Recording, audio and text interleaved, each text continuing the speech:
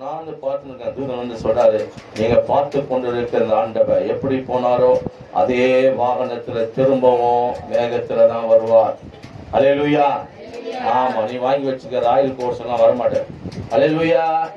பெரிய பஸ் வாங்கி வச்சிருந்தாலும் அதெல்லாம் வரமாட்டாரு, மேல இருந்து தான் வருவாரு. அல்லேலூயா. அதனால இதான் சத்தியம், இது மாறவே மாறாது. அதனால நீங்க நிறைய பேர் வேற விதமா போயிச்சுக்கிறாங்க. ஆமென். அதனால ரொம்ப தெளிவா நீங்க இருக்கணும், எப்படி வருவான்னு சொல்லிட்டு.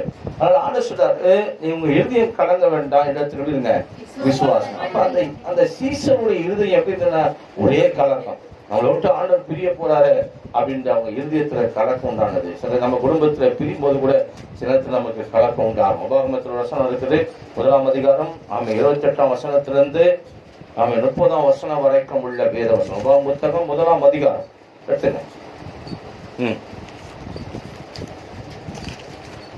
உபாகம புத்தகம் 1ஆம் அதிகாரம் 28ஆம் வசனத்திலிருந்து 30ஆம் வசனம் வரைக்கும் உள்ள வேத வசனம் வாசிப்போம். நாம் எங்கே போகலாம்? அந்த ஜனங்கள் நம்மை பார்க்கிறோம். பலவான்களுக்கும் முதியவர்களுக்கும் அவர் பட்டணங்களும் பெரியவர்களும் வானத்தை அளவும் மதில் உள்ளவர்களுமாய் இருக்கிறது என்று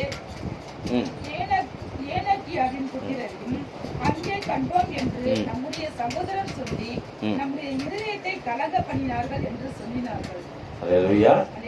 நாம் எங்கே போகலாம்? அந்த ஜனங்கள் நம்மை பார்க்கிறோம், பலவான்கள் நெடியவர்கள்,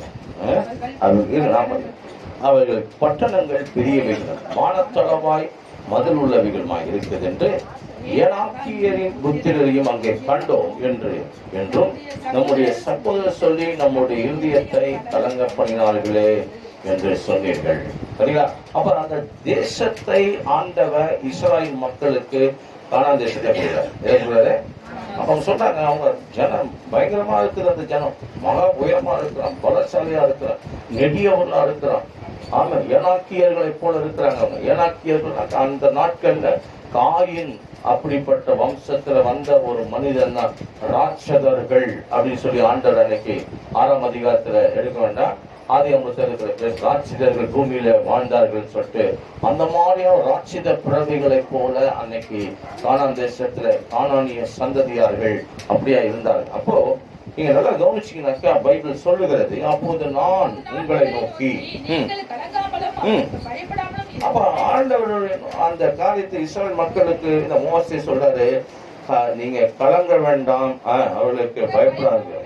ஏன்னா ஏன் அப்படி சொல்றாருன்னு பாருங்க, உங்களுக்கு முன்பாய் செல்லுகிற உங்கள் தேவனாகிய கர்த்தர் தாமே. அப்ப ஆண்டவர் எப்போதும் அந்த கலங்கி கொண்டிருக்கிறவங்களுக்கு முன்பாக அவர் செல்லுகிறார் என்று வேதம் நமக்கு சொல்லுகிறது. பாத்தீங்களா? அப்ப ஆண்டவருடைய வசனம், உங்களுக்கு முன்பாய் செல்லும் உங்கள் தேவனாகிய கர்த்தர் தாமே எகிப்தில உங்களோடு இருந்து உங்கள் கண்களுக்கு முன்பாக செய்த எல்லாவற்றை போல வனாந்தரத்துல செய்து வந்தது போல உங்களுக்காக அவர் யுத்தம் பண்ணுவார். உங்களுக்காக அவர் யுத்தம் பண்ணுவார். உங்களுக்கு முன்பாய் செல்லுகிற தேவன். ஆகவே நீ கலங்கவும் பயப்படவும் வேண்டாம். இந்த 2024 வருடத்திலும் அது எப்படி இருக்குமோ அப்படின்னு நம்ம நினைக்க வேண்டிய அவசியம் இல்லை. போன வருஷமே நிறைய நடந்து போச்சு. அல்லேலூயா. ஆமென். புரியுதுங்களா? அப்ப இந்த பூமி இந்த உலகத்துல நிர்ணயிக்க போறது கிடையாது. இனி நிறைய காரியங்கள் நடக்கதான் போகிறது. ஆமா, அதன் மத்தியில ஆண்டவர் சொல்றாரு, உனக்கு முன்னாடி செல்லுகிற தேவன் உன்னை பார்த்து சொல்லுகிற வார்த்தை, நீ கலங்கவும் பயப்படவும் வேண்டாம். அல்லேலூயா. சொல்லுங்க, இந்த வருஷம் நீங்க கலங்கவும் பயப்படவும் வேண்டாம். அதை கையை போய் சொல்லுங்க, இந்த வார்த்தை சொல்லுங்க, தாண்டி கொடுங்க. ஆமா, கையை போய் சொல்லுங்க, இந்த வருஷம் நீங்க கலங்கவும் நீங்க பயப்படவும் வேண்டாம். அல்லேலூயா. யோசிங்க, கையை போட்டு சொல்லுங்க, யோசிங்க, கலங்காதீங்க, பயப்படாது சொல்லுங்க. ஸ்தோத்திரம். அல்லேலூயா. ஆமா, ஆண்டவர் சொல்றாரு, இந்த வருஷம் நீ கலங்கவும் பயப்பட வேண்டாம். எது நடந்தாலும் அவர் சொல்றாரு, உனக்கு முன்னாடி செல்லுகிற தேவன் உன்னை அவன் நடத்துவான். அதனால ஆமென். ஒரு வருடம் கூட எது நடக்கும் அப்படின்னு சொல்லிட்டு நம்ம என்ன பண்ணல. ஆமா, ஸ்மூத்தா இருக்கும் சொல்றாங்க. வருஷம் ஸ்மூத்தா இருக்கும். எங்க இருக்கு ஸ்மூத்தா? அல்லேலூயா.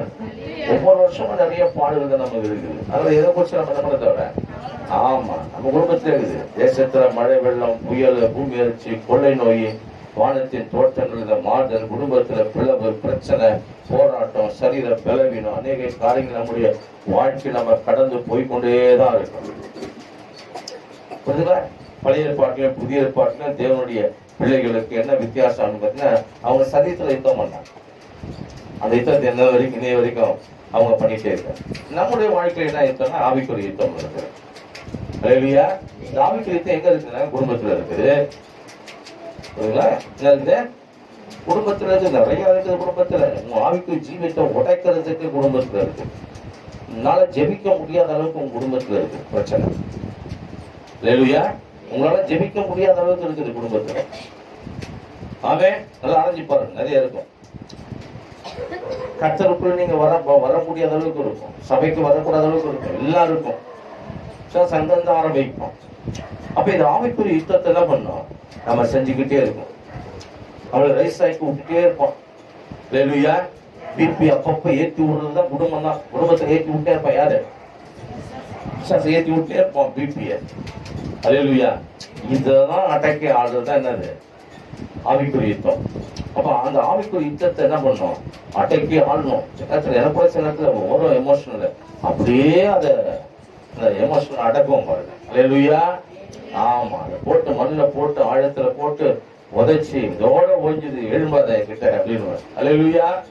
ஆமா, அது மாதிரி நம்ம என்ன பண்ணோம்?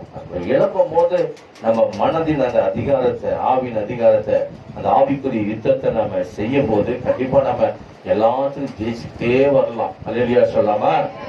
ஆமா, கடினம் தான் உலகத்துல ஆண்டு கொடுத்த போதனை படி வாழ்றதுக்கு. ஆனா அதை பழகிட்டீங்கன்னாக்கா, அதை ப்ராக்டிஸ் பண்ணிட்டீங்கன்னாக்கா, அது போல ஒரு வாழ்க்கை இந்த உலகத்துல வேற யாராலுமே கொடுக்க முடியாது. ஆண்டவராகி இயேசு கிறிஸ்துவால மாத்திரமே ஒரு அற்புதமான அந்த வாழ்க்கையின் வழிநடத்தல் அவர் கொடுப்பார். கரங்களை தட்டி ஆண்டவரை நன்றி கொடுக்கலாம். அல்லேலூயா. அந்த புதிய ஏற்பாட்டுல நமக்கு குடும்பத்துல இருக்குது, சபையில இருக்குது, சமுதாயத்துல இருக்குது, துறைத்தனங்களுக்குள்ள இருக்கிறது. அவங்களாம் அதிகாரிகள். அல்லேலூயா. சாத்தானிடத்துல இருக்குது, அவங்க சேனைகிட்ட இருக்குது, அசுத்த ஆவிகளிடத்துல இருக்கிறது, இவ்வளோ இருக்குது நமக்கு பிரச்சனை. அல்லேலூயா. அப்ப இதெல்லாம் எதிர செய்யணும்? அந்த யுத்தம் சரீர பிரகாரமாய் அல்ல. ஆமென். ஆவியினால நடக்கிற ஒரு யுத்தம். அதனால ஆவிக்குரிய ஒரு யுத்தமாக தேவன் நமக்கு இந்த உலகத்துல அவர் வைத்திருக்கிறார். ஏன்னா பழைய ஏற்பாட்டுல நிறைய யுத்தங்கள் நடந்தது. யோசுவாவை தலைமையை அவர் பொறுப்பு கொடுத்து மோசைக்கு அப்புறம் நீ இந்த ஜனங்களை வழிநடத்தி கொண்டு போய் கானானுக்கு போன்னு சொல்லிட்டு, உன்னிடத்தில் நான் புனித ஆவியை நான் கண்டுபிடித்தேன். ஆமே, உனக்குள்ள அந்த புனித தன்மை இருக்கிறது அப்படின்னு சொல்லிட்டு. ஏன்னா மோசே மலைக்கு, சீனா மலைக்கு மேல போகும்போது யோசுவா யாருமே தொடக்கூடாதுன்னு சொல்லி ஆண்டவர் சொல்லி கட்டளையிட்டார். ஆனா யோசுவா மாத்திரம் ஆண்டவர் சமூகத்துல அந்த மலை அடி வாரத்துல போய் கீழே உட்கார்ந்து மோசேவுக்கும் ஆமென் ஜனத்துக்கும் அவரும் இந்த புனித ஆவியோடு பயத்தோடு நடுக்கத்தோடு போயிருக்கிற அந்த மோசைக்கு எதுவுமே நடக்கக்கூடாது, தேவன் பாதுகாப்பாய் நடத்தணும்னு சொல்லிட்டு கீழே ஜெபிச்சிருந்த ஒரு மனுஷன். அல்லேலூயா. கர்த்தர் தலைவனாக்கினார். இஸ்ரவேல் மக்களை வழி நடத்து, சமஸ்த ஜனத்தை நீதான் அந்த கானான் தேசத்துக்குள்ள கொண்டு போய் சேர்க்கணும்னு சொல்லிட்டு ஆண்டவர் பலப்படுத்தினார் யோசுவாவை. யோசுவாவின் புத்தகம் 1ஆம் அதிகாரம் 9ஆம் வசனத்துல நீங்கள் வேதாகமத்துல வாசித்து நீங்க பாத்தீங்கன்னாக்கா, யோசுவாவின் புத்தகம் 1ஆம் அதிகாரம் 9ஆம் வசனம். நான் உனக்கு கட்டிடவில்லையா? பலன் கொண்டு திடமனதாகிரு, திகையாத கலங்கா, நீ போகும் இடமெல்லாம் உன் தேவனாகி கட்ட உன்னோடே இருக்கிறார். அல்லேலூயா. சொல்ற, நான் உனக்கு கட்டலையா அப்படின்னு கேக்குறேன். அவங்க சொல்லலையா? பலன் கொண்டு எப்படி திட்டமானதாயிரு. அப்ப இன்னைக்கு நம்ம ஆண்டுடைய பிள்ளைங்களுடைய வாழ்க்கையில அவங்க நடந்து வந்த காலங்கள் பாத்தீங்கன்னா எந்த பிரச்சனையும் அவங்க இல்லாம இல்லை, எல்லாத்தையும் அவங்க சந்தித்து தான் வந்தாங்க. ஆமே, பட்டயத்திலும் ஆமே நிறைய காரியத்துல அவங்க ஜெயித்தாங்க, சிங்கங்கள் வாய்களை அடைத்தாங்க அப்படின்ற ஒரு பட்டியல்ல எபிரேய புத்தகத்துல விசுவாச பட்டியல் ஃபுல்லா வரும். அல்லேலூயா. அதுல யாரெல்லாம் கர்த்தருடைய அந்த காரியத்துல ஜெயிச்சு ஜெயிச்சு ஜெயிச்சு வந்தாங்கன்னு சொல்லி ஒரு பட்டியல் நீங்க போய் படிச்சு பார்த்தீங்கன்னா தெரியும். அப்ப நமக்கு முன்னோடியாய் வாழ்ந்த அவங்க கர்த்தருக்காக எப்படினாலும் அதே போலதான் நம்ம இன்றைக்கு அவங்க மாமிசத்துல யுத்தம் பண்ணா நாம ஆவிக்குரிய யுத்தத்துல நாம நின்று கொண்டு இருக்க என்பதை நீங்கள் மறந்து போக வேண்டாம். அல்லேலூயா. பழைய பாடல தேவன் ஆவிக்குரிய யுத்தத்தை அவரே செஞ்சார். யோசுவா கிட்ட வந்து சொல்லும்போது சொல்றாரு, நீ பலன் கொண்டு திடமனதாக திகையாத கலங்காத, நீ போகிற இடமெல்லாம் தேவனாய் கர்த்தர் உன் கூடவே வருகிறான், உன்னோடே இருக்கிறான். அல்லேலூயா. உன்னோடுதான் இருக்கிறார் தேவன். அதை மறந்தே போயிடாதீங்க. சொல்ற உலகத்தின் முடிவு வரைக்கும் சகல நாட்கள்லயும் எங்க இருக்காரு? ஆமா, அந்த செலத்மணி சகோதரியோட இருக்கிறார். கரங்களை தட்டி ஆண்டவரை மகிமைப்படுத்தும். பாத்தீங்களா? அப்ப கர்த்தர் உங்களோடவே இருக்கிறார் சொல்றார் ஆண்டவர். உங்க கூடவே இருக்கிறேன். நீங்க எடுத்த 2 நாளாம் புத்தகம் 32ஆம் அதிகாரம் 7ஆம் வசனம் 8ஆம் வசனத்தை நீங்க வாசிக்கும் போது கிறிஸ்துக்கு முன்பு 722 நடந்த ஒரு சம்பவம்.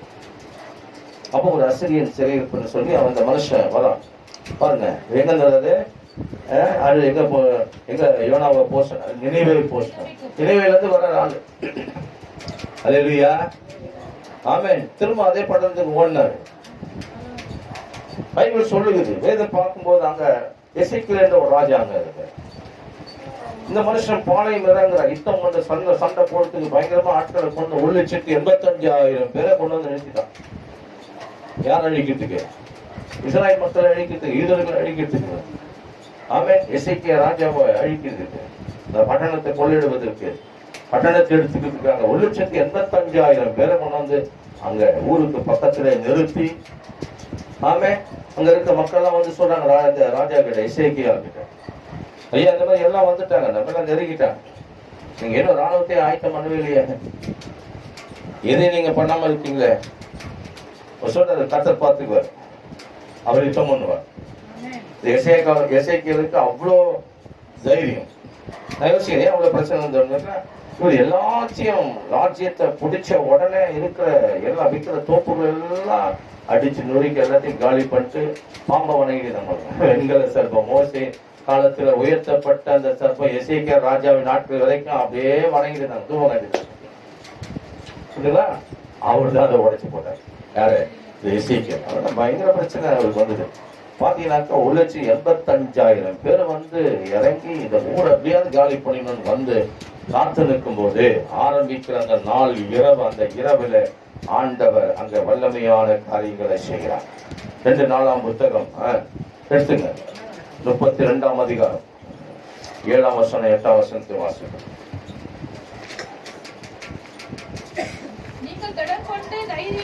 நீங்க திடன் கொண்டு தைரியமா இருங்க. அந்த அஸ்திரியா ராஜாவுக்கு அவங்க கிட்ட இருக்கிற ஏராளமான கூட்டம். எத்தனை கூட்டம்? 1,00,000. 2-3 வாட்டி சொன்ன, நீங்க இங்க இருக்கீங்கன்னு தெரியல. அல்லேலூயா. 1,85,000 பேர். 5 ஊட்டிங்க பாருங்க. அல்லேலூயா. ஆமே. 1,85,000 பேர். வாசிங்க. நீங்க திடன் கொண்டு தைரியமா இருங்க. அஸ்திரியா ராஜாவுக்கு அவரோடு இருக்கிற ஏராளமான கூட்டத்துக்கு பயப்படவும் வேண்டாம், கலங்கவும் வேண்டாம். அல்லேலூயா சொல்லாமா? ஆமே. நம்ம எல்லாம் சின்ன சின்ன விஷயத்தெல்லாம் கலங்கிடுவோம், சின்ன சின்ன விஷயத்தெல்லாம் பயந்துருவோம். அண்ணன் சொல்றாரு, இன்னைக்கு உங்களோட கூட இந்த வருஷத்துல பேசுற அநேக காரியம் என்னன்னா, நீ கலங்கவும் பயப்பட வேண்டாம். எப்போ இவ்வளவு பெரிய கூட்டம் உன்னோடு சந்திச்சாலும் நெருங்கினாலும் யுத்தம் பண்ணினாலும் உன் கூட இருக்கிறவன் அவங்களை விட பெரியவன். அதான் சொன்னாரு புதிய ஏற்பாட்டுல, உலகத்துல இருப்பதை பார்க்கிறோம் உன்னோடு இருக்கிறவன் பெரியவராக இருக்கிறான். அல்லேலூயா. நான் கிளம்பி வரும்போது, ஆண்டவரே இந்த இரவு ஆராதனை என்னுடைய பலத்திலும் என்னுடைய பராக்கிரமத்தில் நடத்த போறதே இல்லை, நான் போல ஆண்டவரே, என் கூட நீங்க வாங்க, நீங்க என்ன கூட்டு போங்க அப்படின்ட்டு. அல்லேலூயா சொல்லாமா? ஆமென். ஆமென். நான் போல ஆண்டவரே சொன்னால்தான் நான் அவள்தான்.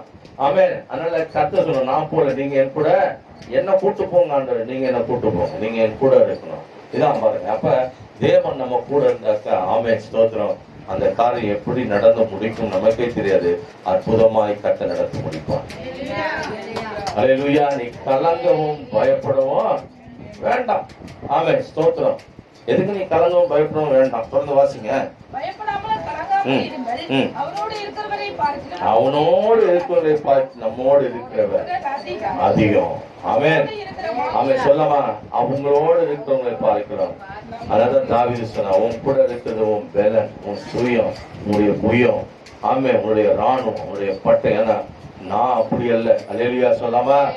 என் கூட இருக்கிறவன் நீ நிந்தித்த இஸ்ரவேலின் தேவனாகிய சேனைகளின் கர்த்தரின் நாமத்துல நான் வந்து நிக்கிறேன் அப்படின்னா. அல்லேலூயா. பெரிய வெற்றி பாருங்க.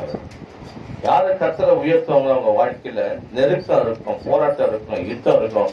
ஆனா அது கூட சேர்ந்து ஒண்ணு இருக்குது, வெற்றி உள்ள ஒரு வாழ்க்கை இருக்குது. கரங்களை தட்டி ஆண்டவரை மகிமைப்படுத்துவோம். அல்லேலூயா. பைபிள் சொல்லுகிறது, வாசிங்க.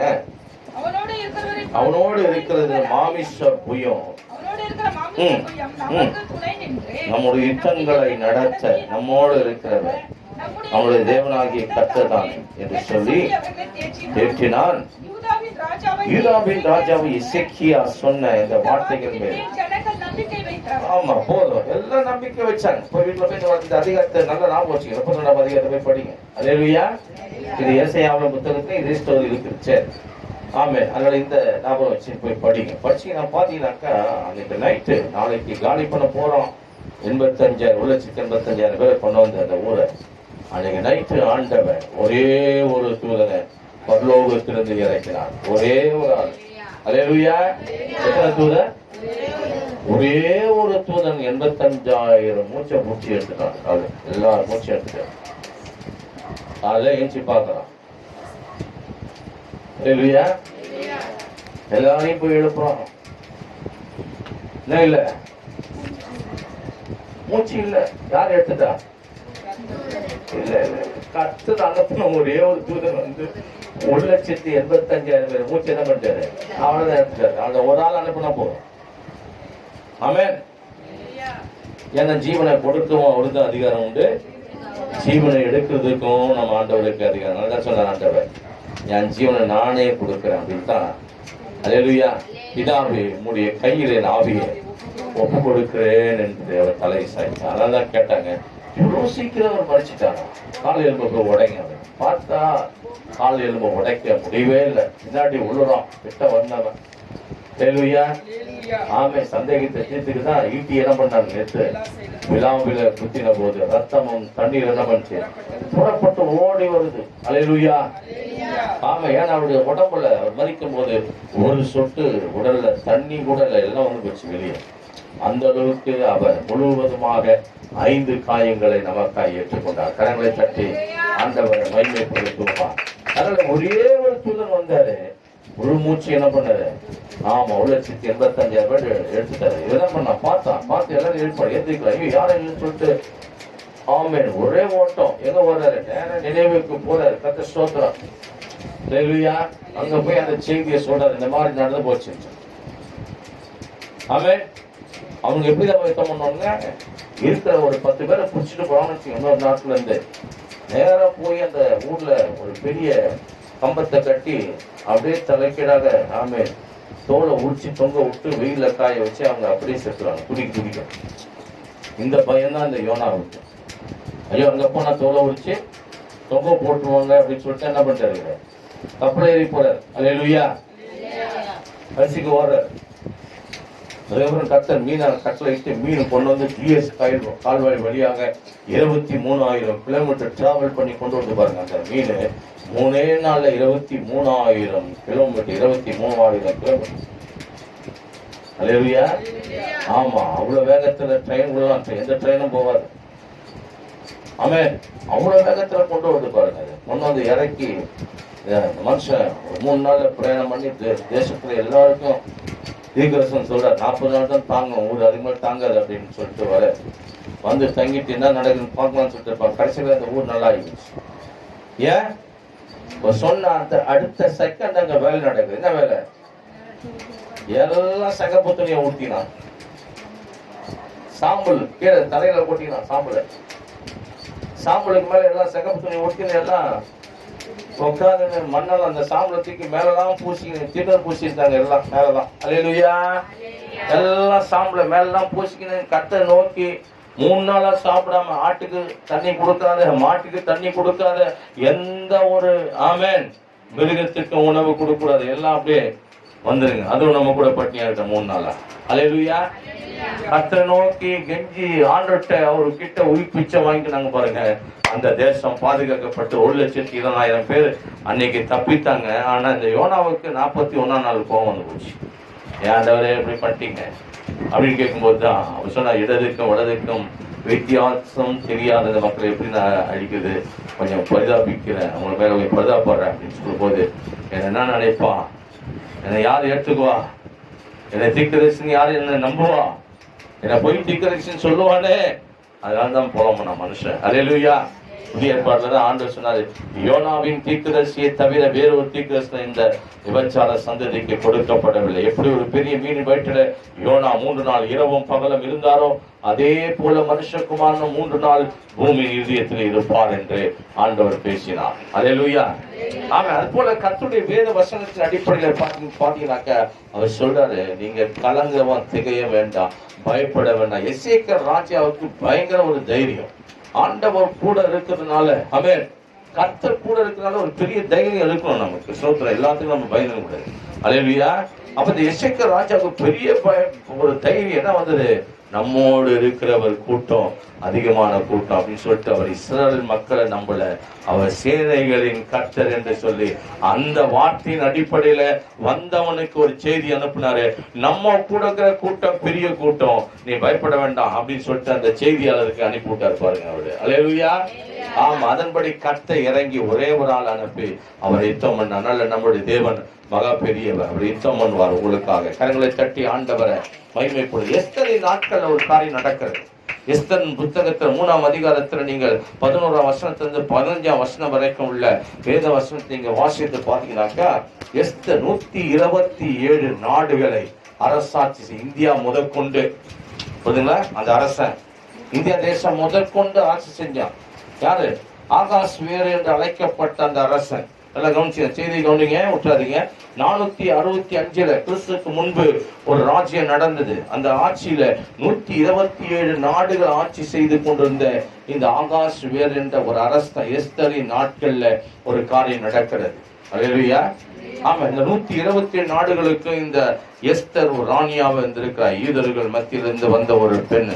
அந்த பெண் இருக்கும்போது நாட்கள் நீங்க பாத்தீங்கன்னாக்கா சூசான் நகரம் மிகவும் கலங்குது. காரணம், ஆமான் என்ற ஒரு அழைக்கப்பட்ட ஒரு சதி மோசக்காரன் என்ன பண்ணிட்டானாக்கா, இந்த ராஜாவுக்கு விரோதமாக அவன் அந்த தேசத்தில் என்ன பண்ணிட்டானாக்கா ஒரு பெரிய ஒரு சதி திட்டங்களை அவன் செய்ய ஆரம்பிச்சான். அந்த அதிகாரத்தை அவன் பெற்றுக்கொண்டான் ராஜா கிட்ட இருந்து. அந்த அதிகாரத்தையும் மோதிரத்துல மந்திரி போல அந்த நாட்கள் ஆமான்றவர் அவர் என்ன பண்ணிட்டாரு, எல்லா நாடுகளில் இருக்கிற யூதர்கள் ஒரு ஆளு கூட இருக்கக்கூடாதுன்னு சொல்லி அவன் திட்டம் பண்ணினான். எடுத்து நீங்க எஸ்தர் புத்தகம் 3ஆம் அதிகாரம் 11ஆம் வசனத்திலிருந்து 15ஆம் வசனம் வரைக்கும் உள்ள வேத வசனம் வாசிங்க. ஆமானை நோக்கி அந்த வெள்ளியை நீ வைத்துக்கொள், அந்த ஜனங்களுக்கு உன் இஷ்டப்படி செய்யலாம் என்றான். 1ஆம் மாதம் 13ஆம் தேதியிலே ராஜாவின் சம்புருதிகள் அழைக்கப்பட்டார்கள். ஆமான் கற்பித்தபடி எல்லாம் ராஜாவின் தேசாதிபதிகளும் ஒவ்வொரு நாட்டின் மேல் வைக்கப்பட்டிருந்த குறைகளும் ஒவ்வொரு ஜனத்தின் மேல் பிரபுகளும் அந்த நாட்டில் வழங்கும்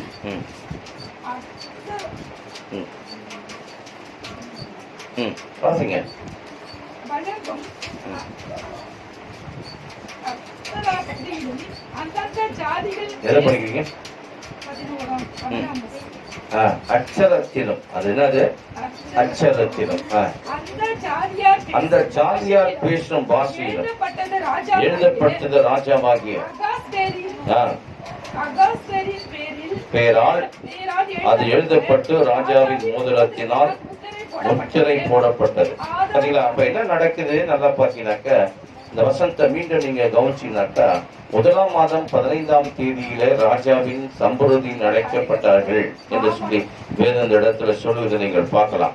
13ஆம் வசனத்தை நீங்க பார்த்தீங்கன்னாக்கா, ஆதார் என்ற ஒரு மாதமான 12ஆம் மாதம் 13ஆம் தேதி ஆகிய ஒரே நாளில சிறியோரும் பெரியோரும் குழந்தைகளும் ஸ்திரீகளும் ஆகிய சகல யூதரும் அடித்து கொன்று நிர்மூலமாக்க அவர்களை கொள்ளையிடவும் அஞ்சக்காரர் கையில, தபால்காரங்க இல்லையா, தபால்காரங்க அதான் அஞ்சக்காரர் கையில அஞ்சலகம் அஞ்சல் பெட்டி அப்படின்ற அந்த மாதிரி வார்த்தைகள் வருது. அஞ்சக்காரர் கையில ராஜாவின் நாடுகளுக்கெல்லாம் கட்டளைகள் அனுப்பப்பட்டது. அந்த நாளும் ஆயத்தமாக்கப்பட்டிருக்க வேண்டும் என்று சகல ஜனங்களுக்கும் கூறி அறிவிக்கிறதுக்காக கொடுக்கப்பட்ட கட்டளையின் நகல் இதுவே. இது ஒவ்வொரு நாட்டிலும் பிரசித்தம் பண்ணப்பட்டது. அந்த அஞ்சக்கர் ராஜாவின் உத்தரவினால் தீவிரமாய் புறப்பட்டு போனார்கள். அந்த கட்டளை சூசான் அரண்மனையில் பிறந்தது.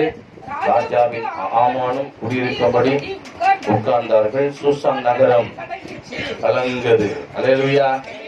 ஒரு ஈதம் கூட பைபிள் சொல்லுது, சின்னவங்க பெரியவங்க குழந்தைங்க ஸ்திரீகள் யாருமே இருக்கிற சகல யூதர்களையும் கொன்று போடுவதற்கும் நிர்மூலமாகுவதற்கும் ஒரு முத்திரையை போட்டு எல்லா நாடுகளுக்கும் 127 நாடுகள் முழுவதும் எல்லா நாடுகளும் அன்னைக்கு 127 நாடு இருந்தது பாருங்க. அந்த 124 இந்து தேசம் சிந்து தேசமும் இந்தியா தேசமும் அதுல அடங்கிருந்து ஒன்றாக இருக்கிறது. ஏன்னா நீங்க 1ஆம் அதிகாரத்தில் நீங்கள் முதல் வசனத்தில் வாசிக்கும் போது இந்து தேசம் முதல் எத்தியோப்பியா தேசம் வரைக்கும் உள்ள 127 நாடுகள் அரசாண்ட ஆகாசவின் நாட்களிலே சம்பவித்ததாகும் போதும். அப்ப இந்த ஒரு காரியம் பாத்தீங்கன்னாக்கா இந்த ஒரு வசனத்துல இந்தியா தேசத்திலிருந்து எத்தியோப்பியா வரைக்கும் 127 நாடுகளை ஆட்சி செய்து கொண்டிருந்த அந்த சமயத்துல அந்த நாட்கள்ல ஆமென் அந்த அரண்மனையில் அந்த ராஜாவுக்கு மனைவியாக 127 நாடுகளுக்கு மனைவியாக இருக்கிற அவர் யூத பெண்ணா இருக்கிறார். அல்லேலூயா.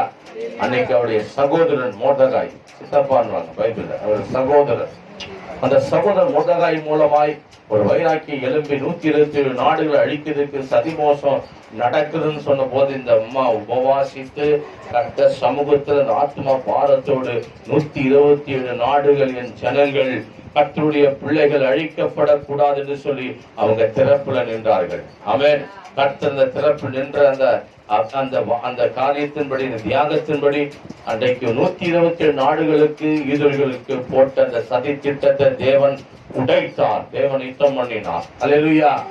ஆமென். அன்னைக்கு பூரீம் என்ற ஒரு பண்டிகை ஆமென் கொண்டாடினார்கள். எங்க தேசத்துல யூதர்கள் மத்திய ஒரு பெரிய விடுதலை கிடைத்து என்று சொல்லி அவங்க உயர்த்தினார்கள். அல்லேலூயா.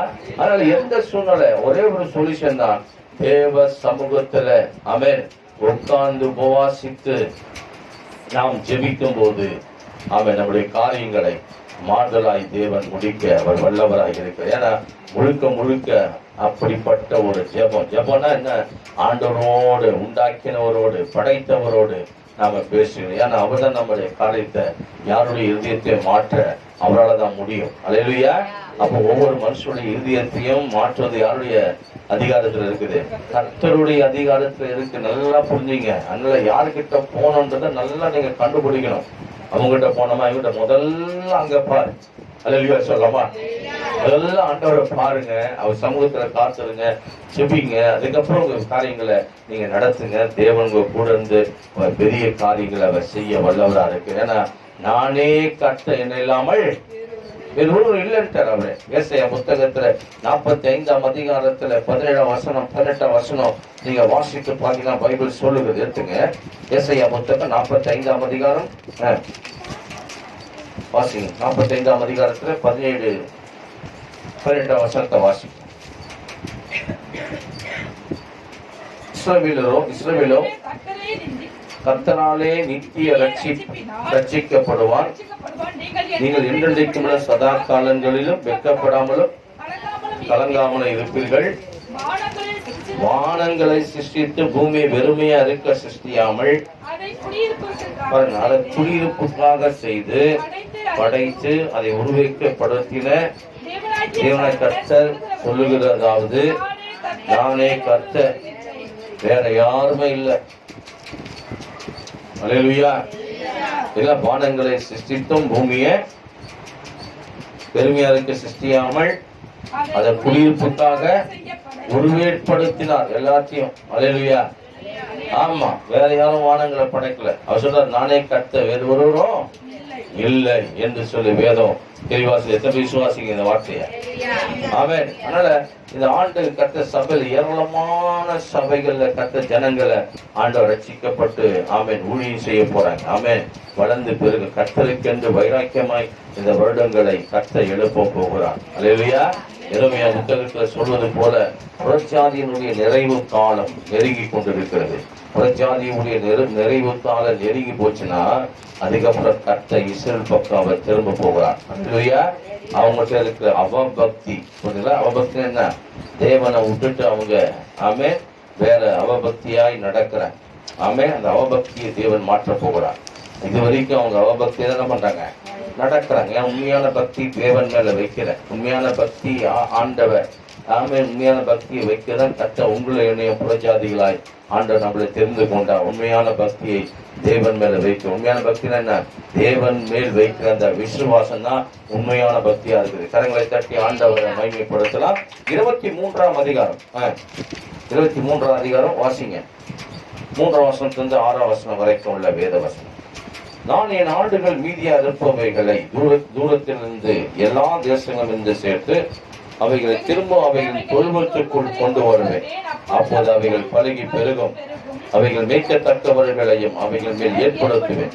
இனி அவர்கள் பயன்படுத்துவதும் இல்லை, கலங்குவதும் இல்லை, காணாமல் போவதும் இல்லை என்று கர்த்தர் சொல்லுகிறார். இதோ நாட்கள் வரும் என்று கர்த்தர் சொல்லுகிறார். அப்பொழுது தாவீதுக்கு ஒரு நீதி உள்ள கிளை எழுப்ப பண்ணுவேன். அவர் ராஜாவா இருந்து நாணமாய் ராஜதிகம் பண்ணி பூமியில நியாயத்திய நீதியை நடப்பிப்பார். ஆண்டவர் இயேசு கிறிஸ்துவை குறித்து சொல்லப்பட்டதான ஒரு தீர்க்கதரிசனம். அடுத்த வசனம், அவர் நாட்களில் யூதா ரட்சிக்கப்படும், இஸ்ரவேல் சுகமாய் வாசம் பண்ணும், அவருக்கு இடம் நாமம் நம்ம நீதியாளர்கள கர்த்தர் என்பது. அல்லேலூயா. அப்ப அவருடைய நாமம் என்ன? கர்த்தர் தான் அவருடைய நாமம். கர்த்தர் வார்த்தைக்கு சிருஷ்டிகர் என்றுதான் அவருடைய நாமம். அல்லேலூயா சொல்லவா? அப்ப அந்த நாமத்தோடு கூட அவர் வரப்போகிறார். அவர் புறஜாதியுடைய நிறைவு இந்த உலகத்துல முடிஞ்சிச்சுன்னா அதுக்கப்புறம் இஸ்ரவேலை கர்த்தர் ரட்சிக்க அவர் திரும்ப போறாங்க சொல்றாரு. ஆண்டவர் இந்த உலகத்தை விட்டு போகும்போது சீஷர்கள் கலக்கத்தோடு இருக்கும்போது தான் சொன்னாரு, உங்க இருதயம் என்ன பண்ண வேண்டாம், கலங்காது இருப்பதாக. தேவனிடத்துல இருங்க, விசுவாசமா இருங்க. வசனத்தை திருப்பிங்க, என்னிடத்துல நீங்க இருங்க, விசுவாசமா இருங்க. ஏன் எப்படி சொல்றாருன்னு பாத்தீங்கன்னாக்கா, அது அடுத்த வசனம் சொல்றாரு. எடுத்து வாசிப்போம். அடுத்த வசனம் யோவான் புத்தகம் 14ஆம் அதிகாரம் முதல் வசனத்திலிருந்து 6ஆம் வசனம் வரைக்கும் உள்ள வேத வசனத்தை வாசி. உங்க இருதயம் கலங்காது இருப்பதாக தேவனிடத்துல விசுவாசமா இருக்கு. என்கிட்ட விசுவாசமா இருக்கு. என் பிதாவின் வீட்டில் அநேக வாசஸ்தலங்கள் உண்டு. அப்படி இல்லாதிருந்தால் நான் உங்களுக்கு சொல்லியிருப்பேன். ஒரு ஸ்தலத்தை உங்களுக்காக ஆயத்தம் பண்ண போகிறேன். நான் போய் உங்களுக்காக ஆமா ஸ்தலத்தை ஆயத்தம் பண்ண பின்பு நான் இருக்கிற இடத்துல நீங்களே இருக்கும்படி நான் மறுபடியும் வருவேன், உங்களை என்கிட்ட சேர்த்துக் கொள்வேன். நான் போகிற இடத்தை அறிந்திருக்கிறீர்கள், வழியும் அறிந்திருக்கிறீர்கள்.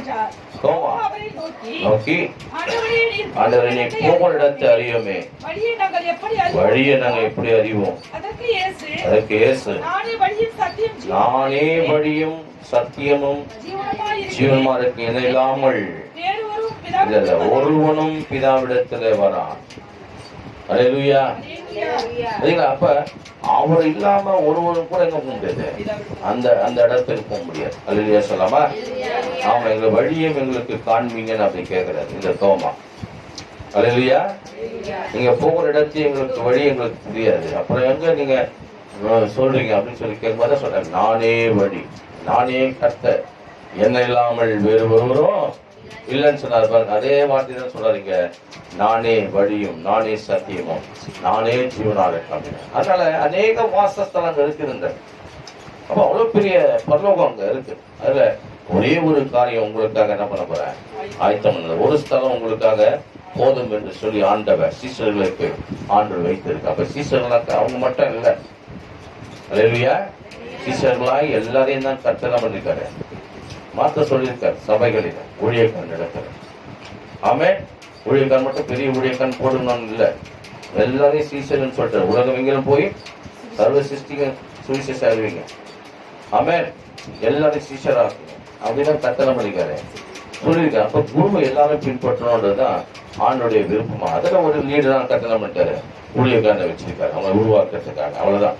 அதனால கர்த்தருடைய வசனத்தின்படி அவர் சொல்றாரு வேதத்துல, நான் போய் உங்களுக்காக என்ன பண்ண போறேன், ஒரு ஸ்தலத்தை ஆயத்தம் பண்ண போறேன். நான் இருக்கிற இடத்துல நீங்களும் இருக்கும்படி நான் மறுபடியும் வந்து உங்களை இடத்துல சேர்த்துக் கொள்ளும். அப்ப நம்ம இங்க இருக்க வேண்டிய ஆள் என்றதை வேதம் நமக்கு சொல்லுகிறது. நம்ம இந்த பூமியில இருக்க வேண்டிய ஆளே இல்லை. அல்லேலூயா சொல்லாமா? நம்ம அங்க இருக்க வேண்டிய ஆள். அதனால அதுக்குன்னு ஒரு கட்டணம் பண்ணிக்காரு, ஒரு நாள் வைத்து இருக்கிறார். அந்த நாள்ல கட்டணம் பண்ணுறாரு, அந்த இடத்துல அவர் கொண்டு போகிறார் என்பதை வேதம் நமக்கு காண்பிக்கிற சத்தியம். அதனால நான் போகிற இடத்தை அறிந்திருக்கிற வழியும் அறிந்திருக்கிறேன் என்று சொல்லி ஆண்டவர் பேசுகிறார். அப்போதான் ஒரு குழப்பத்துல இருக்கும்போது அவர் சொன்னாரு, அந்த போகிற இடத்துக்கும் வழிக்கும் நான் தான் வழியும் சத்தியமும் ஜீவனமா இருக்கிறேன் என்று சொல்லி ஆண்டவர் இந்த இடத்துல அவர் சொல்லி இருக்கிறத நீங்கள் பார்க்கலாம். ஆமே, இப்படி ஒரு வசனத்தின் மூலமாக ஆமே ஒரு இஸ்புல்லா இயக்கங்களுக்கு ஒரு தீவிரவாதி கூட ஆமே ரட்சிக்கப்பட என்ன சொல்லியிருக்க பாருங்க உங்களுக்கு. அவர் ரட்சிக்கப்பட்டார். ஆண்டவர் அந்த இடத்துல அவர் அந்த தீவிரவாதி மனுஷன் கிட்ட ஜெயில இருக்கும் போது ஆண்டவர் பேசுகிறார். பேசி நானே வழியும் சத்தியம் ஜீவனமா இருக்குன்னு சொல்லி ஆண்டவர் பேசினார். ஏன்னா அவருடைய வாழ்க்கையில பாத்தீங்கன்னாக்கா நிறைய காரியங்கள் தவறு செய்து பல பாஸ்போர்ட்லாம் இருந்து பல நாடுகளுக்கு போறதுக்காக எக்கச்சக்கமாய் வச்சிருந்தார் பாருங்க. அவர் ஒரு இடத்துல அவர் பிடிச்சிட்டாங்க. பிடிச்சி ஜெயிலில் போட்டப்போ அவர் அந்த ஜெயிலில் கைதியா இருக்கும்போது ஆமே ஸ்தோத்திரம் ஆண்டவர் அவரை சந்திக்கிறார். அவர் இஸ்லாமிய சகோதரன் ஒரு அரபியனை சந்திக்கிறார். சந்தித்து கர்த்தருடைய வார்த்தை அவருக்கு ஆமேன் வந்த போது கர்த்தர் பேசின போது மனுஷன் சாட்சி சொல்றார். மனம் திரும்பி இயக்கத்திற்கு எல்லாரும் ஆண்டவராக இயேசு கிறிஸ்துவை ஏற்றுக்கொள்ளுன்னு சொல்லிட்டு ஒரு முஸ்லிம் சகோதரன் இந்த வார்த்தையை அவர் சொல்லுகிறத நாம் பார்க்க முடியும். அல்லேலூயா. பாருங்க, அப்ப கர்த்தர் சொல்றார் வேதத்துல நானே வழியும் நானே சத்தியமோ நானே ஜீவனா இருக்கிறேன் என்று ஆண்டவர் சொல்ற. என்ன இல்லாமல் ஒருவனும் பிதாவிடத்துல வர முடியாதுன்ட்டார். ஏன்னா பிதாவிடத்துல டைரக்டா ஒரு மனுஷன் நம்ப முடியாது, பார்க்க முடியாது. அவ்வளவு மகிமையான தேவன், சேரக்கூடாத ஒளியில வாசம் பண்ற தேவன், ஒருவனை என்னை கண்டு உயிரோடு இருக்க மோசையில பேசின தேவன். ஆமென். என் முகத்தை காண மாட்டேன், என் பின் தோற்றம் மாத்திரம் உனக்கு காண்பிக்கிறேன், என் கரத்தை உண்மையில் வைப்பேன் அப்படின்னு சொல்லிட்டு ஆண்டவரா இயேசு கிறிஸ்துடைய கரம் அவர் மேல் வைக்கப்பட்டு அந்த மகிமின் தோற்றத்தை பின் தோற்றத்தை மாத்திரம் இந்த மோசை பார்த்தார். அல்லேலூயா. அதான் என்ன இல்லாமல் வர முடியாதுன்னு சொன்னதுக்கு காரணம் என்னன்னாக்கா, இந்த உலகம் முழு உலகம் பாவத்திலும் சாபத்திலும் இருக்கிற அந்த உலகம் இருக்கிறதுனால அந்த சாபத்திலும் பாவத்தோட தேவன் கிட்ட பார்க்க முடியாது என்று வேதம் சொல்லு. இதயத்தில் சுத்தமுள்ளவன் பாக்கியவான் தேவனை என்ன பண்ண முடியும், தரிசிக்க முடியும் என்ற வேத வசனத்தின்படி ஆண்டவர் இயேசு கிறிஸ்து தான் அந்த இருதயத்தை அவர் தான் சுத்தப்படுத்தி நாம் தேவனை பார்க்கும்படிக்கான ஒரு கிருபையும் ஒரு வழியும் நமக்கு உண்டாக்குறதுக்காக ஆமே தேவ மனிதனாக மாமிச சாயலாக அல்லேலூயா தேவன் மாமிசமானார் என்ற வேத வசனத்தின் அடிப்படையில அவர் இறங்கி வந்து நமக்காக அமைய தியாக பலியாக ஒப்பு கொடுத்து ஆமே தேவன்கிட்ட நம்ம இழந்த அந்த ரட்சிப்பை திரும்ப அளிக்கிறதுக்கு, இழந்து போன அந்த ஆத்மாவுடைய ரட்சிப்பை மறுபடியும் கொடுப்பதற்கு நாம் இருக்க வேண்டிய அந்த இடத்துல நம்மளை மறுபடியும் கொண்டு வந்து சேர்க்கணுன்றதுக்காக தான் இந்த உலகத்துக்கு அவர் இறங்கி வந்து தோமா கிட்ட பேசுகிறார். அல்லேலூயா சொல்லாமா? ஆமா, நான் இருக்கிற இடத்துல நீங்களும் என்ன பண்ண போறீங்க, இருக்க போறீங்க அப்படின்னு சொல்லி ஆண்டவர் பேசுறாங்க. அதனால இன்னைக்கு நாம் பிரயாசப்படுகிறோம், கர்த்தரை தேடுகிறோம், கர்த்தரை ஆராதிக்க எதுக்காக நாம் அவர் கூட மறுபடியும் போய் நாம் அவரோடு இருக்க போறன்ற ஒரு அடையாளத்தை நீங்க மறந்துடவே கூடாது. கரங்களை தட்டி ஆண்டவரை மகிமைப்படுது. ரெண்டு தெசலோனிக்கேயர் புத்தகம் 2ஆம் அதிகாரம் எடுத்துங்க, 1-2 வரைக்கும் உள்ள வேத வசனம் வாசிப்போம். 2 தெசலோனிக்கேயர் புத்தகம் 2ஆம் அதிகாரம் 1-2 வரைக்கும் உள்ள வேத வசனம் வாசிங்க. 2 தெசலோனிக்கேயர் புத்தகம் 2 தெசலோனிக்கேயர் 284 பக்கம், புதிய ஏற்பாடு 1-2 வரைக்கும் உள்ள வேத வசனம்.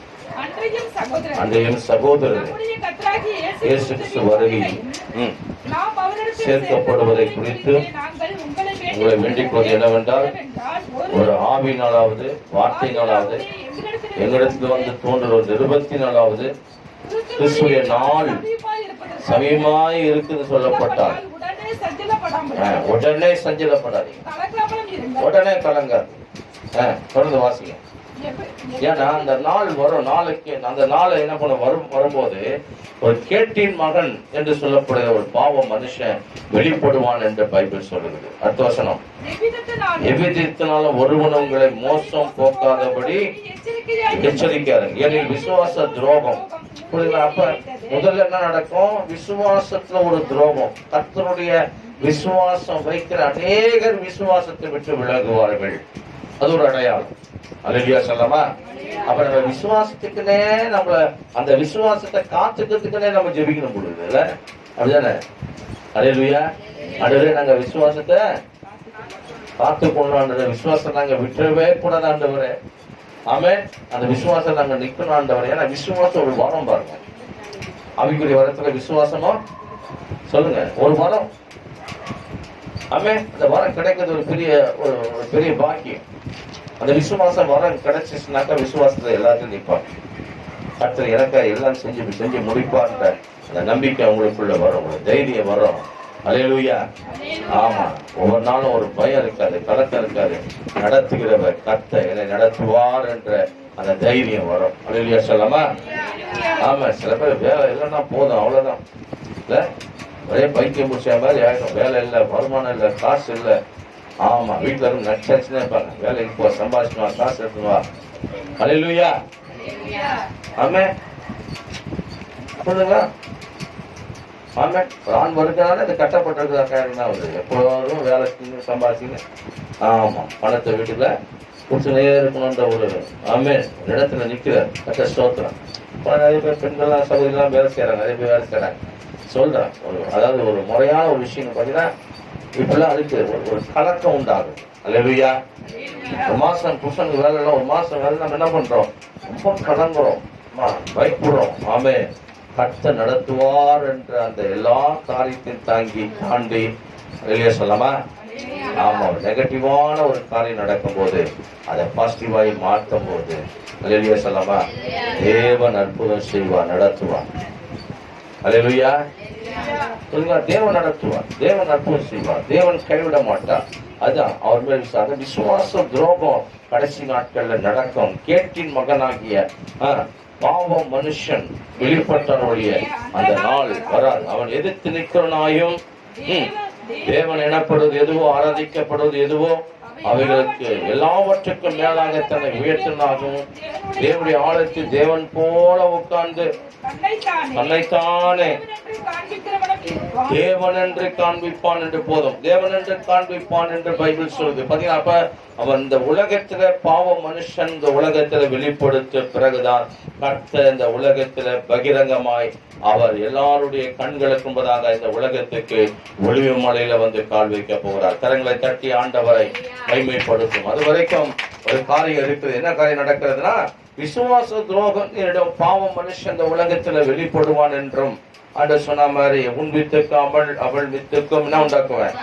ஆமா, பகை உண்டாக்கும். அவர் உன் தலைநமன்வாரு, உன் அதிகாரத்தை அவர் ஒடுக்குவார் என்று அதனுடைய அடையாளம் தான் கடைசி சத்துரு மரணம் என்று எபிரேய புத்தகத்தில் பிசாசை குறித்து எழுதப்பட்டிருக்கிற ஆமேன் வார்த்தையா இருக்குது. கரங்களை தட்டி ஆண்டவரை மகிமைப்படுத்தும். வேதம் சொல்லுகிற இடத்தில் நீங்கள் வாசிக்கும் போது வேத வசனம் எதிர்த்து நிற்பான். தேவன் எனப்படுவது எதுவோ, ஆராதிக்கப்படுவது எதுவோ அவைகளுக்கு எல்லாவற்றுக்கும் மேலாக தன்னை உயர்த்தினாய். தேவனுடைய ஆலயத்துல தேவன் போல உட்கார. எங்க உட்காரோனா?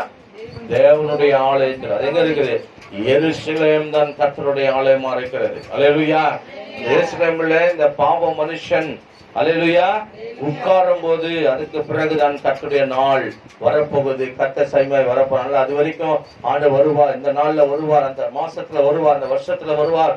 யாராவது தீர்க்கதரிசனம் சொன்னா அது பொய் தீர்க்கதரிசனம் என்பதை நீங்கள் அறிந்து கொண்டு கர்த்தருடைய சத்தியத்துல விசுவாசத்தோடு அல்லேலூயா. விசுவாச துரோகம் இந்த உலகத்துல கடைசி நாட்கள் நடக்க போகுது. தேவனை விட்டுட்டு எல்லாம் தங்களுடைய சுய பலத்திலும் சுய நாணத்திலும் தங்களுடைய வருமானத்தை நம்பி தேவனை மறக்கிற காலம் வரும் இந்த நாட்களில். அல்லேலூயா. ஆக அப்படிப்பட்ட கர்த்தருடைய பிள்ளைகள், கர்த்தரை ஆராதிக்கிற ஜனங்கள் அவர் மேல் சரியான விசுவாசத்தை வைத்து நடக்கணும். இந்த வரத்தை ஆண்டுகிட்ட கேட்கணும். அல்லேலூயா சொல்லாமா?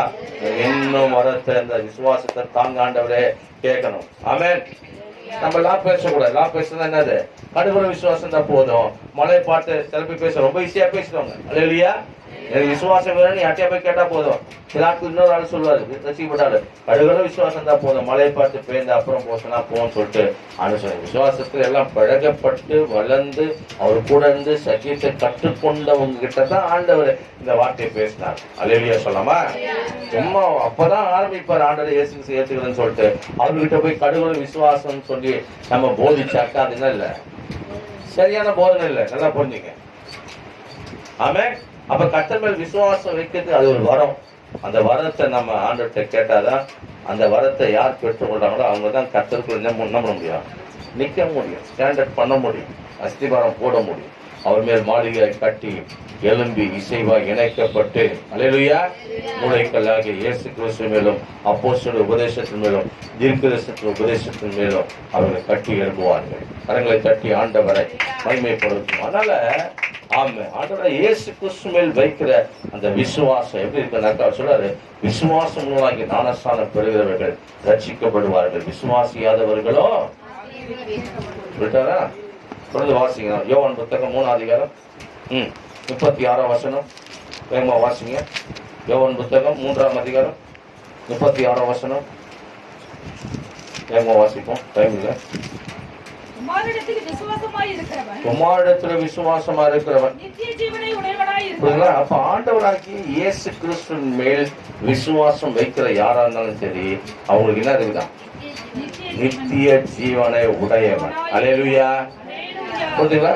ஒரு அதிகாரத்தோடு இருக்கணும். ஆமென். ஒரு பாஸ்போர்ட் நம்மகிட்ட இருக்குது. வெளிநாட்டு போனா என்ன வேணும்? பாஸ்போர்ட் வேணும். ஒரு பாஸ்போர்ட் நம்மகிட்ட இருக்குது. என்ன பாஸ்போர்ட் இருக்குது? நித்திய ஜீவனுக்கு போகிற ஒரு பாஸ்போர்ட்டை ஆண்டவர் நமக்கு கொடுத்திருக்கு. என்ன பாஸ்போர்ட்? குமாரனிடத்துல இயேசு கிறிஸ்துவினிடத்துல யார் விசுவாசமா இருக்கிறாங்களோ அவங்களுக்கு இந்த பாஸ்போர்ட், என்ன பாஸ்போர்ட் கிடைக்குது? நித்திய ஜீவனுக்கு போகிற அந்த பாஸ்போர்ட் கிடைக்கிறது. அல்லேலூயா. குமாரனை யாரெல்லாம் விசுவாசியாமல் இருக்கிறாங்களோ அவங்க என்ன காண்பதில்லை? ஜீவனையே காண முடியாது. அப்ப ஜீவனுக்கு ஆப்போசிட் அது மரணம். அல்லேலூயா. ஆமென். இது சரீர மரணத்தை பத்தி பேசுற ஆண்டவரே, இதை தாண்டி ஒன்று இருக்குது. நமக்கு உள்ளான ஒரு மனிதனை குறித்து தேவன் பேசுகிறார். ஆமென். அந்த உள்ளான ஒரு மனித ஆன்மாவை குறித்து தேவன் பேசுகிறார். நம்ம எல்லாவற்றிலும் வழிநடத்துவது யாரு? இந்த ஆன்மாதான். நமக்குள்ள இருக்க இந்த ஆன்மா தான் கடைசி நேரத்தில் நம்மளை விட்டு பிரிந்து போகுது இந்த ஆன்மா, இல்லையா? இந்த உலகத்தில் நம்ம சரீரம் ஆமென் மறையும் போது, அல்லேலூயா, நம்முடைய ஆவி நம்மை விட்டு பிரியும் போது ஆன்மா அது கூட ஆவியோடு கூட ஆன்மா பெறுகிறது. சரிங்களா? அப்ப இந்த மாதிரி கட்ட தந்த தீபம் ஆவி தந்தத்தை போய் சேருது, ஆன்மா இளைப்பாதலுக்குள்ள போய் சேருகிறது. அல்லேலூயா சொல்லாமா? ஆமே, ரொம்ப முக்கியம். ஆமே, இதை நீங்க நல்லா அறிஞ்சிக்கணும். நீங்க ஒரே ஒரு சரீர மனுஷன் மாத்திரம் அல்ல, உங்களுக்குள்ள ஒரு ஆன்மாவின் மனிதன் இருக்கிறார், ஒரு ஆவி மனிதன் இருக்கிறார். இந்த ஆவி கட்ட தந்த தீபம் அது தந்தவர்களிடத்துல போய் சேரும். அப்ப கர்த்தரை விசுவாசியாதவங்களுக்கு என்ன இல்லை? அந்த ஆன்மாவுல ஜீவன் இல்லை என்று வேதம் சொல்லுகிறது. தொடர்ந்து வாசித்தீங்கன்னாக்கா தேவனுடைய கோபம். புரியுதுங்களா? அப்ப தேவனுடைய கோபம் யார் மேல இருக்குது? கர்த்தரை விசுவாசியாதவர்கள் மேல தேவனுடைய கோபம். அது யார் வேணா இருக்கலாம். அல்லேலூயா. அது நம்ம குடும்பத்தில் இருக்கிற பிள்ளைங்களா இருக்கலாம், அது யார் வேணா இருக்கலாம். உங்க மேல என்ன இருக்குது? கர்த்தரை விசுவாசிங்கனாக்கா தேவ கோபம் அவங்க மேல இருக்கு. நல்லா புரிஞ்சுங்க. அந்த கோபத்தை ஆத்தணும்னாக்கா அவங்க ரட்சிக்கப்படணும். அல்லேலூயா. அவங்க விடுவிக்க பண்ணணும். கர்த்தரை ஏத்துக்கணும். அவர்கிட்ட வரணும். அவர்கிட்ட வந்தாக்கா தேவனுடைய கோபம் அவங்களை விட்டு நீங்கிவிடும். அல்லேலூயா சொல்லாமா? ஆமா. தேவனுடைய அன்பு அவங்க வாழ்க்கையில வந்துடும். கர்த்தருடைய பரிகாரம் அவங்க வாழ்க்கையில வரும். கர்த்தருடைய பராமரிப்பு வரும். கர்த்தருடைய ஆசீர்வாதம் வரும். கர்த்தருடைய விடுதலை வரும். கர்த்தருடைய சமாதானம் அவங்க வாழ்க்கையில வந்து நிலைக்கும். கரங்களை தட்டி ஆண்டவரை மகிமைப்படுத்தலாமா? அல்லேலூயா. ஆமா. யாக்கோபு புத்தகம் எடுத்துங்க, 2ஆம் அதிகாரம் 21ஆம் வசனத்திலிருந்து 26ஆம் வசனம் வரைக்கும் உள்ள வேத வசனத்தை நீங்கள் எடுத்து வேதத்தில் நீங்கள் வாசிக்கும் போது இந்த ஆபிரகாமை குறித்து இந்த யாக்கோபு இயேசு கிறிஸ்துவுடைய சகோதரன் இந்த நிருபத்தை எழுதும் போது ஆமென் ஸ்தோத்திரம் இந்த காரியங்களை அவர் பேசுகிறார். எடுத்துக்கொள்ளுங்கள், வாசிங்க. யாக்கோபு புத்தகம் வாசிங்க 2ஆம் அதிகாரம் 21ஆம் வசனம். நம்முடைய பிதாவாகிய ஆபிரகாம் தன் குமாரன் ஈசாக்கின் பலிபீடத்தின் மேல் செலுத்தின போது கிரியைகளினால் அல்லவா நீதிமானாக்கப்பட்டான். விசுவாசம் அவருடைய கிரியைகளோடு கூட முயற்சி செய்து கிரியைகளினாலே விசுவாசம் பூரணப்பட்டது என்று காண்கிறோம். புரியுதுங்க அந்த வசனம்? எத்தனை பேர் புரியுது? ஆபிரகாம் என்ன பண்ணாரு? கர்த்தரை விசுவாசித்தான். ஆனா கர்த்தர் என்ன பண்ணாரு? கிரியை செய்வதில் சோதிக்க ஆரம்பிச்சார். போய் மகனை கொண்டு போய் மோரியா அந்த பகுதியில போயிட்டு அங்க நான் உனக்கு ஒரு மலையை குறிக்கிறேன், அங்க போய் பலி செலுத்துங்க. 13 வயசு பிள்ளையை தூக்கி என்ன பண்றாரு? போறாரு. போயிட்டு அந்த விசுவாசத்துல அந்த கிரியைகளை அவன் நடப்பிக்கிறான். அல்லேலூயா சொல்லாமா? இப்ப கர்த்தர் ஏழைக்கு இறங்குறவன் கர்த்தருக்கு கடன் கொடுக்க அதை திரும்ப என்ன பண்றாரு? கொடுப்பார் என்று சொல்லி பசியுள்ளவனுக்கு ஆகாரத்தை பகிர்ந்து கூடுன்னு சொல்லி ஆண்டவர் சொல்லியிருக்கார். இதெல்லாம் கிரியை. அல்லேலூயா. அப்போ விசுவாசம் மாத்திரம் தேவன் மேல மாத்திரம் இருக்கு. அது கிரியைகளையும் காண்பிக்கணும். அல்லேலூயா. ஏழைக்கு இறங்குற கர்த்தருக்கு பலன் கொடுக்கான்னு சொல்லி, அப்ப ஏழைக்கு இறங்கணும் கர்த்தருடைய பிள்ளைங்க, பசி அதுக்கு ஆதாரம் கொடுக்கணும் கர்த்தருடைய பிள்ளைங்க, வஸ்திரம் இல்லாதவனுக்கு வஸ்திரத்தை என்ன பண்ணும் கொடுக்கணும் கர்த்தருடைய பிள்ளைங்க. இதெல்லாம் செய்யணும். இதான் கர்த்தர் நம்ம அதுக்கு தான் அழைச்சிருக்கிறார். சிறைகள் இருந்து என்ன பார்க்க வந்தீங்க, கட்டு என்ன பார்க்க வந்து விசாரித்தீங்க, பசியா இருந்த பசி ஆற்றுனீங்க, தாகமா இருந்த தாகத்தை தீர்த்தீங்க, இந்த சிறியவர்களுக்கு நீங்க எதை செய்தாது எனக்கே செய்தாயிட்டுன்னு சொல்லி ஆண்டவர் ஆமென் பிதாவின் ஆசீர்வதிக்கப்பட்ட பிதாவின் வலது பக்கத்துல ஆமென் அவங்கள இடது பக்கத்துல வலது பக்கத்துல கூட்டத்தை வலது பக்கத்துல தேவன் அவங்களை நிக்க வைக்கிறவராய் இருக்கிறார். கரங்களை தட்டி ஆண்டவரை மகிமைப்படுத்தும். வேதம் சொல்லுகிறது, இந்த ஆபிரகாம் வாழ்க்கையில கிரி இருந்தது, விசுவாசனுடைய கிரிகளோடு கூட முயற்சி செய்து கிரியைகளினால விசுவாசம் பூர்ணப்பட்டது என்று காண்கிறாயே. அப்படி ஆபிரகாம் விசுவாசினால் அது அவனுக்கு நீதியாக எண்ணப்பட்டது என்கிற வேத வாக்கியம் நிறைவேறிட்டு அவன் தேவனுடைய சிநேகிதன் எண்ணப்பட்டான். விசுவாசத்தினாலே மாத்திரமல்ல கிரியினாலே நீதிமனாக்கப்படுதான் என்று நீங்கள் காண்கிறீர்களே, அந்தபடியே ராகாப் என்னும் வேசியும் தூதர்களை ஏற்றுக்கொண்டு. பாத்தீங்களா, அப்ப ராகாப் எங்க வாழ்ந்தாங்க, எங்க வாழ்ந்தாங்க, எரிகோவுல வாழ்ந்தாங்க. இஸ்ராயல் மக்கள் அங்க வரத்துக்கு அந்த எரிகோ பட்டணத்துக்கு வேவு பார்க்கறதுக்கு அனுப்புறாங்க ஆட்களை. 2 பேர் வேவு பார்க்க போகும்போது இந்த பெண்ணு அந்த எரிகோ மதிலுக்கு மேல வீடு இருந்தது. வேசி என்று அந்த பெண்ணை அழைக்கப்படுது வேதம். அல்லேலூயா. அதுக்கு தூய தமிழ் உங்களுக்கு புரியாம சொன்னா விபச்சாரி என்ற அர்த்தம். ஆக அந்த பெண் அந்த மேல அவங்க அந்த வீட்டு அந்த ரதங்கள் எல்லாம் ஓடும் அந்த மதில்ல, அந்த மாதிரி இருக்கும். அவ்வளவு பெரிய மதில், அவங்க அகலமான மதில கட்டி வைப்பாங்க, அவ்வளவு உயரமான மதில கட்டி வைப்பாங்க. அங்க சில வீடுகள்லாம் இந்த மாதிரி ஆட்கள் வீடுகள்லாம் இருக்கும். அந்த ஒரு வீட்டுல போய் அவங்க 2 பேர் அவங்க போறாங்க. போய் தங்கி அந்த பட்டணத்தை காரியத்தை குறித்து விசாரிக்கும் போது அந்த பெண்ணு அவங்கள மறைத்து வைத்து விட்டு அதுக்கப்புறம் அதை அங்க இருக்கிற சில இராணுவர்கள் வந்து அந்த வீட்டை வந்து சோதனையிட போது அவங்க இங்க இல்ல போயிட்டாங்க அப்படின்னு சொல்லிட்டு அவங்க சொல்லி அனுப்பிட்டாங்க. அதுக்கப்புறம் அவங்க மேல கூடையை பிரிச்சு அவங்க சணல் தட்டெல்லாம் எடுத்து அவங்களை கூப்பிட்டு அவங்களோட கூட பேசி, உங்களை குறித்ததான பயம் எங்கள் தேசத்தில் இருக்குது. காரணம், எகிப்தில உங்க தேவன் பலத்த காரியங்களை அற்புதங்களை அவர் பார்வோனுக்கு முன்பதாக நடப்பித்தார், செங்கடலை பிளந்தார் அப்படின்ற விஷயத்தை அந்த அம்மா என்ன பண்ணாங்க, 2 பேர்ட்ட பேச ஆரம்பிக்கிறாங்க. அவங்க சொல்றாங்க, எங்களுக்கு அந்த ரட்சிப்பு வேணும், நான் பாதுகாக்கப்படணும், நான் அழிந்து போக கூடாது, நான் என் வழியை நான் மாத்திக்கிறேன், அல்லேலூயா, என் வாழ்க்கையிலிருந்து மனம் திரும்புறேன். ஆமென். சபை என்பது எல்லாரும் பாவிகள் தான் வருத்த சபை இல்லையா சொல்லாமா? அந்த பாவி எப்போதுமே பாவியாவே இருக்கணுன்றதுக்கு சபையே கிடையாது. சபையில அப்படிப்பட்டாலும் என்ன பண்ணுறது, இருக்கக்கூடாது. அல்லேலூயா. பாவி உள்ள வந்துட்டு என்ன மனம் திரும்பிடணும், பரிசுத்தமான வாழ்க்கை. அதனால ஆண்டு சொன்னாரு, ஆண்டவர் அப்படிப்பட்ட பெண்ணை சொன்னீங்க, இனிமேல் பாவம் செய்யாத, சமாதானத்தோடு நான் உன்னை நாய் திருக்கவே மாட்டேன் அப்படின்ட்டார். அல்லேலூயா சொல்லாமா? அப்ப அந்த இடத்துக்கு வந்துடணும் பாருங்க. கர்த்தர் எவ்வளவு பெரிய பாவியை கூட என்ன பண்றாரு, மன்னிக்கிறான். உள்ள வந்து அப்படியே சேர்த்துல இருக்கணும்னு சொல்லி ஆண்டு விரும்பல, உள்ள வந்துட்டா இன்னும் பரிசுத்தமாக்கிட்டே இருக்கணும்னுதான் அவருடைய விருப்பமா இருக்கு. அல்லேலூயா.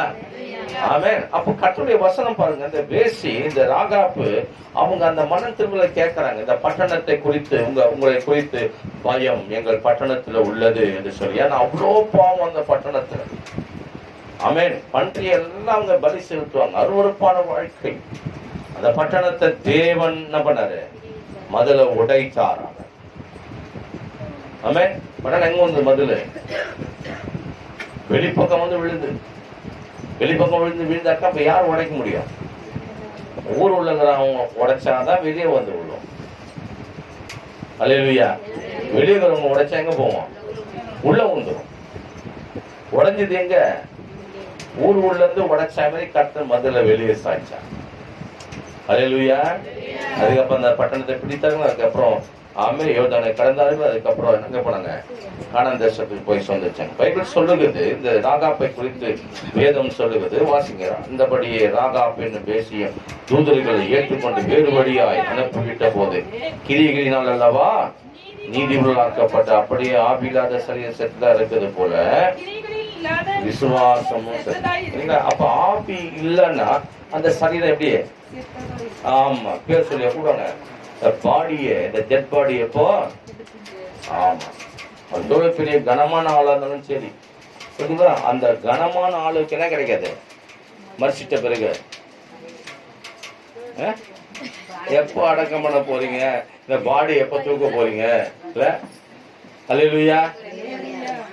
சில ரிலேஷன்ல கேட்பாங்க பாருங்க, எனக்கு ரொம்ப அந்த நேரத்துல ஒரு மாதிரி இருக்கும் அவங்க கேட்குறது. ஆமே, எத்தனை மணிக்கு எடுப்பாங்க அப்படின்னு கேட்பாங்க. அல்லேலூயா. ஆமே, இந்த ரிலேஷன் நாட்கள் இருக்கிறாங்க பாருங்க. ஆமே, சொல்லக்கூடாது, மோசமான ஆளுங்க இல்ல. எத்தனை மணிக்கு எடுப்பீங்க கரெக்டா வருவாங்க பாருங்க எடுக்கிற நேரத்துக்கு. கர்த்தர் ஸ்தோத்திரம். அது யார் செய்யக்கூடாது? ரிலேஷன்ல இருக்கவங்க செய்யவே கூடாது. அல்லேலூயா சொல்லாமா? ஆமே, யார் செய்யணும் அந்த மாதிரி காரியங்கள்லாம்? ரிலேஷன் இல்லாத பேக் மற்றவங்க வந்து பார்த்துட்டு போனா ஓகே. ரிலேஷன்ல மட்டும் என்ன பண்ணக்கூடாது? ஆமா, செய்தி வந்தவொடனே என்ன பண்ணணும்? நேரா பறந்துடணும் அந்த இடத்துக்கு. கர்த்தர் ஸ்தோத்திரம். அந்த மாதிரி இருக்கணும் நம்ம. அல்லேலூயா. ஆமா, அந்த மாதிரி இந்த ஏதோ ஒரு இதுல. ஆமே, சரி, வேணாம் சினிமா விட்டுருவோம், தேவை. சரி, வானம் விட்டுருவோம். சரி, பைபிள் சொல்லுது, வேதத்துல பார்க்கும்போது ஆண்டவர் சொல்ற கிரியில்லாத ஆமே விசுவாசமோ செத்தது. அப்ப அந்த கிரியைகள் நம்முடைய வாழ்க்கையில இருக்கணும்னு கடைசியா வாசிக்கும். எபிரேயர் புத்தகம் 11ஆம் அதிகாரம் 6ஆம் வசனம். வாசிங்க. வாசிங்க. எபிரேயர் புத்தகம் 11:6. விசுவாசம் இல்லாமல் தேவனுக்கு பிரியமா இருப்பது கூடாத காரியம். தம்மை தேடுகிறவர்கள் ஒரு உண்டு என்றும் தம்மை தேடுகிறவர்களுக்கு பலன் அளிக்கிறார் என்று விசுவாசிக்கும். வாசிங்களா? வாசிங்க. எபிரேயர் புத்தகம் 11:6.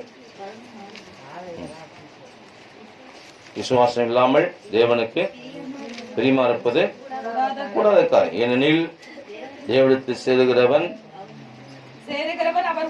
அப்ப கர்த்தர்ட்ட யார் சேர்றாங்களோ ஆண்டவர்ட்ட யார் வராங்க. அப்ப கர்த்தர்கிட்டையும் சேர்க்கணும். இது இன்டர்வியூ எடுத்துதான் என்ன பண்றாரு ஆண்டவர் உள்ள ஆண்டவர் சேர்க்கிறார். கர்த்தர் ஸ்தோத்திரம். அல்லேலூயா.